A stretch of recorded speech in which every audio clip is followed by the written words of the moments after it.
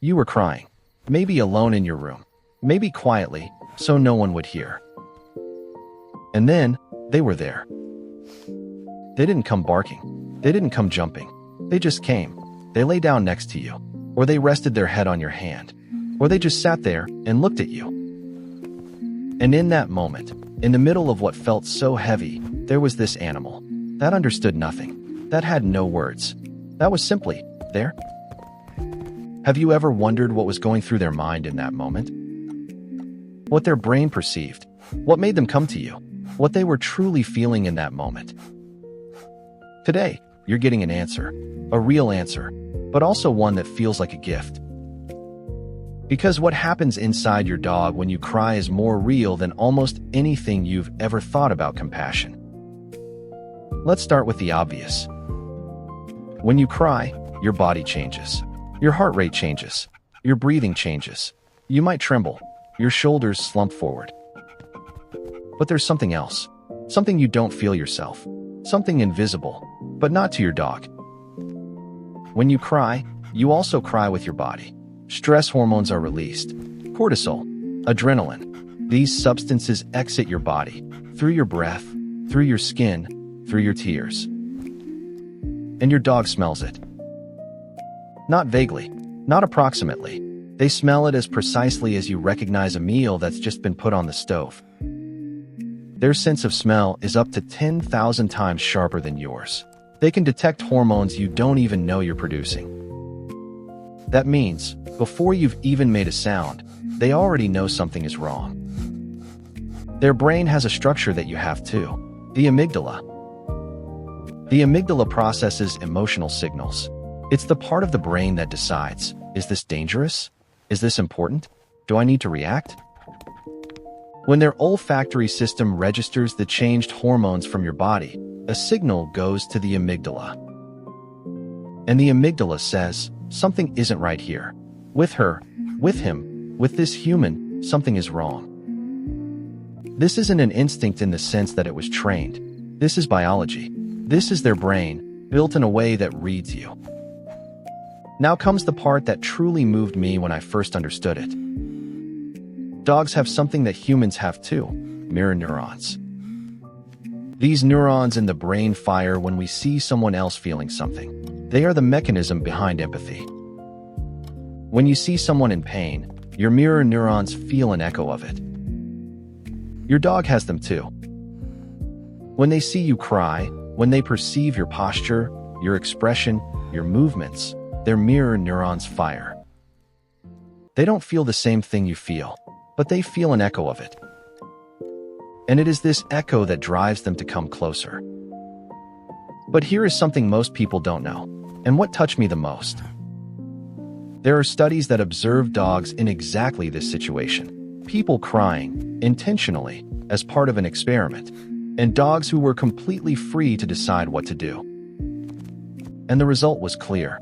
Dogs are statistically significantly more likely to approach a crying person, even a stranger, not just their owner, than a relaxed person. They don't go to you because you're their owner. They go to you because you are crying. That is the difference. That is everything. Let me tell you something else. Something most people have never noticed. When your dog comes to you, when you cry, they come differently than usual. Not with the usual wagging, not with the barking for attention. They come slowly, carefully, as if they sense that silence is more important right now than anything else. Their body language changes. They make themselves smaller. They press their ears slightly back. They stay low. This is no coincidence. This is their brain switching modes. In normal situations, they are active, curious, alert. In the face of pain, your pain, they switch to another state. A state that researchers call consoling behavior. This isn't the behavior of an animal that doesn't know what it's doing. This is a targeted behavioral repertoire that developed from the shared evolutionary history of humans and dogs. They know how to comfort, not with words, but they know. I want to tell you about something that touched me personally very deeply. There are people who have gone through very dark phases, breakups, losses, illnesses, moments when the world was too heavy. And in those moments, their dog was there, not as a distraction, not as a toy, as true company. Researchers have measured something amazing. When a dog is near you, the cortisol in your blood drops. Your heart rate slows down.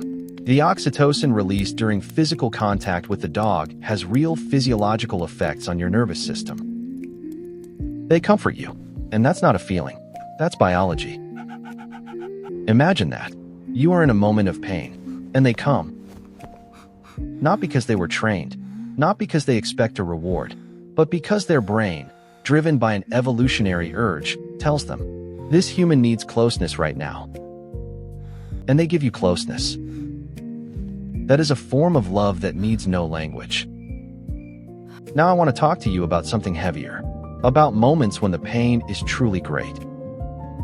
Maybe you know this. Those nights when you couldn't sleep, when everything felt like too much, when you didn't know how to keep going. And they were there. Maybe they lay on the floor, right next to the bed. Maybe they rested their head on the mattress and looked at you. Their brain smelled cortisol in that moment, your cortisol, and they decided not to move. They guarded you, not because someone told them to, but because their entire organism, nose, amygdala, mirror neurons, oxytocin, led them to do so. That is the dog. That is what they are. That is what they are capable of. There is a moment in this context that I consider very important. When you cry and they come to you, and you pet them, something special happens. In that moment, it's not just the oxytocin in you that changes. Their brain switches into a state that researchers describe as a positive emotional state. They feel good being with you. Comforting you gives them something too. They don't comfort you because it costs them something. They comfort you because, on a deep biological level, it makes them feel good. You heal each other, without knowing it, without planning it, without words. That is the secret of this connection. That is why nothing else feels like this. I sometimes think about how many people have cried alone. How many nights? How many moments of pain when no one was there? And then I think about the people who had a dog. They know that this moment, the moment when they come to you, is one of the most honest, unadulterated moments of care one can experience. They don't come to tell you that it'll get better. They don't come with advice or promises. They just come and stay. That is more than many people receive from other humans in their entire lives. And now, in this moment, you carry this knowledge with you. You know what they do when you cry. You know how their brain reacts. You know which hormones flow. You know that their coming is no accident. And the next time they come, and you cry, maybe for a moment you'll see through the tears. And you'll realize, they are here. They know, in their own way. And they stay. That is enough. Sometimes, that is more than enough. There is one last thought I want to share with you. People sometimes wonder, do dogs really feel empathy? Or is it all just instinct? And I believe this question misses the point. Whether we call it empathy or instinct, whether we call it feeling or neurobiology, the result is the same. They come to you when you suffer. They stay, and by their mere presence, they make something in your body better. What we call it doesn't matter in the end. What matters is what really happens. You are not alone. As long as they are there. There is something else that happens in their brain in that moment.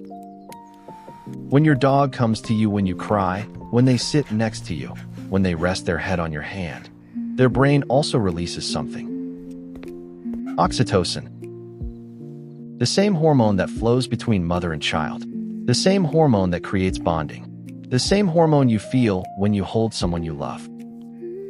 In that touch, their head on your hand, their body next to yours, oxytocin flows in them. And when you pet them in response, in you too. You share a hormone. You share a biochemical moment. That is no metaphor. That is chemistry. I'm not telling you that your dog knows exactly what grief is. That would be too simple. I'm telling you something more precise, and I believe it's more beautiful. They don't know why you're crying. They know no words.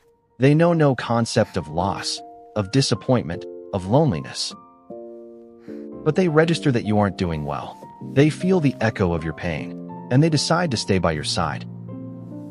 Without conditions, without explanation, without expectation that you'll get better. They simply stay. And that is a form of compassion that so many people never receive from another human being. The next time you cry, and they come. Now you know, they smelled you before you even started. Their brain reacted even before you shed a single tear. Their neurons felt an echo of your pain, and they decided to stay with you. Not because they have to, because they are there in their own way. That is no small thing. That is everything. I want to look at the research once more, because I believe it says something we often underestimate. In one of the most famous experiments on this topic, dogs were brought into rooms where strangers were either crying or humming. The dogs approached the crying people more frequently, more calmly, more slowly, as if they knew that a different behavior was required. They didn't jump. They didn't bark. They came and stayed. This is no coincidence.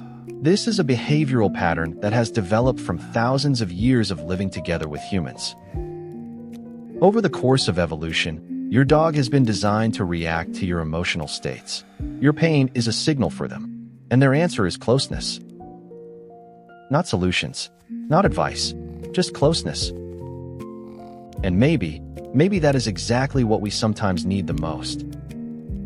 If you've been alone in your worst moments, and they were there, then you now know they didn't do it by chance. Their brain reacted. Their chemistry changed. They consciously, in their own way, chose you.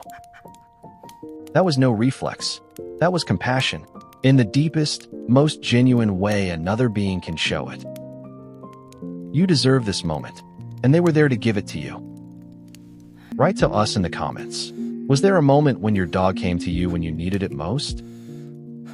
We read every comment, every story, and we are grateful for every single one. And if you want to send this video to someone going through a hard time who has a dog, do it. Sometimes that's the best comfort you can give, the knowledge that the dog next to them is truly with them.